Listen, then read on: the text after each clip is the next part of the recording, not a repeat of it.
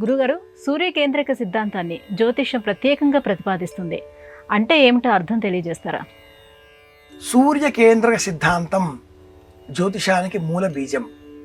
జ్యోతిషంలో తెలియని విషయాలు లేవు, జ్యోతిషవేత్తలు గ్రహించని విషయాలు లేవు. సమస్తము తెలిసిన ఈ ఖగోళ వైజ్ఞానికులు ఈ విజ్ఞాన పరంపరలో సమస్త గ్రహాలు, నక్షత్రాలు, ఉల్కలు, పాలపుంతలు అన్నింటితో పాటు సూర్యగ్రహం కూడా కదులుతుంది అని తెలిసిన వారే. కానీ అనంతమైన ఈ ఖగోళ ప్రపంచంలో ఏదో ఒక బిందువును ఆధారం చేసుకోవాలి. ఒక బిందువు ఆధారం అయినప్పుడు ఆ బిందువు చుట్టూ 360 డిగ్రీల వృత్తం ఏర్పడి ఆ వృత్తం ఫలితంగా కాలాన్ని గణన చేయగలుగుతాం. ఇందు నిమిత్తమై నక్షత్రం, గ్రహం, ఉపగ్రహం, ఉల్క, పాలపుంత అనే 5 సూర్య నక్షత్రం ఆధారం చేసుకొని అన్నింటినీ దూరాలను లెక్కపెట్టి కదలికలను గ్రహించి కాలాన్ని కొలిచే ప్రయత్నాన్ని జ్యోతిర్విజ్ఞాన శాస్త్రం లగధుడు అనే మహానుభావుడి కారణంగా ఋగ్వేద జ్యోతిషం అనే పేరుతో నేడు మనం విరివిగా వినియోగిస్తున్నాం. సూర్య కేంద్రకంగా ఈ జ్యోతిర్విజ్ఞానం మనకు నేడు లభ్యమవుతున్నది. నానాలింగద్వాదృతూనాం నానా సూర్యత్వం అష్టౌతు వ్యవసిత ఇది సూర్యమండలాన్యష్టాత ఊర్ధ్వం. ఇలాంటి సూర్యమండలాలు ఈ వరుసలోనే 8. ఇందులో మళ్ళీ సూర్యమండలాన్నే మనం ఆధారం చేసుకోవాలి.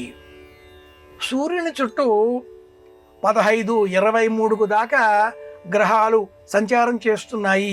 ఆ గ్రహాలకు అనేకం ఉపగ్రహాలు ఉన్నాయి అని గుర్తించిన ఈ వేదం, ఈ ఋగ్వేదం ఇందులో మరీ ప్రత్యేకంగా భూమిపైన సంచారం చేసే మనపైన ప్రభావం చూపేటటువంటి రాశులను మాత్రమే, గ్రహాలను మాత్రమే గుర్తించి నక్షత్రాలను సమూహాలుగా స్వీకరించి 360 డిగ్రీలలో ఉండేటటువంటి వ్యాపించిన వందలాది వేలాది సూర్యుని వంటి నక్షత్రాలను సమూహాలుగా మార్చి ఆ కిరణాల ద్వారా మనపైన వచ్చే ప్రభావాలను లెక్కించి ఒక అద్భుతమైన శాస్త్రంగా మన ముందు సప్రమాణికంగా అందజేసింది.